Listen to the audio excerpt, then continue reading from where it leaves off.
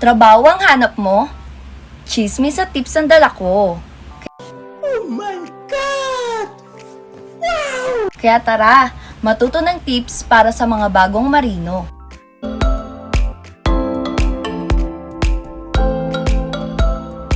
Hello mga seafarers! I am Reese, isang maritime recruitment officer. Kung ikaw ay fresh graduate, fresh cadet, or first timer, this vlog is for you. Kaya tara, matuto tayo ng mga practical tips na magagamit mo sa iyong maritime life. Tip number 1. Ayusin ang mga dokumento. Passport check, Seaman's book check, STCW certificates kaya.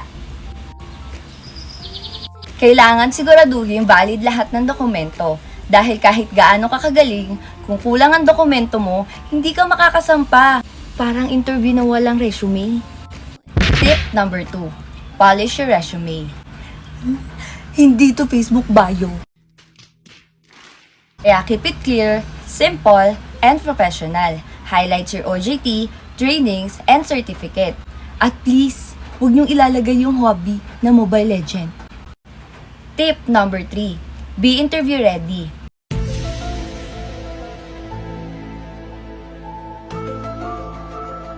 Think before you speak. Practice common questions like, why do you want to be a seafarer? Or what did you learn in trainings? Be honest. Huwag mag-memorize and dress properly. Remember, first impressions last, lalo na kung mga technical assessors ang kausap mo. Tip number 4. Know what you're signing up for. Yes, makikita mo na ang dagat. Ito ang dagat. Wow, dagat. Pero hindi ka turista. Expect long hours, hard work, and homesickness. Pero ang kapalit, experience, skills, at sahod.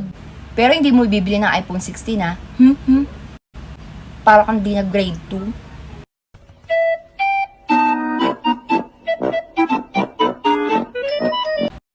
Tip number 5. Act like a pro even if you're a rookie. Observe, learn, at huwag pasikat. Tandaan, hindi ka pinanganak na opisyal agad. Lahat kayo dumaan sa pagiging bagong marino. Kaya ang ugali mo ay ang importante kesa grades mo. Tip number 6.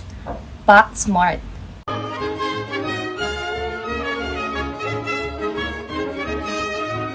Dalhin mo lang ang mga essentials like toiletries, medicine, comfy clothes, and maybe a good book. Pero kung balak mong dalhin ang buong bahay ninyo, good luck sa hand carry mo. Tip number 7. Treat every contact as a learning opportunity. Mag-logbook ka. Observe your procedures, ask question politely. Dahil kung magaling ka na sa barko, mas madali kang marerehar. At baka sa susunod, ikaw na din ang magiging mentor. Tip number 8.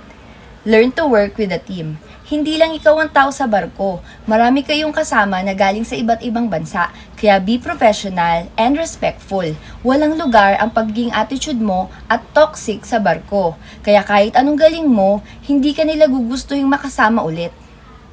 Tip number 9. Handle your money wisely. First salary mo?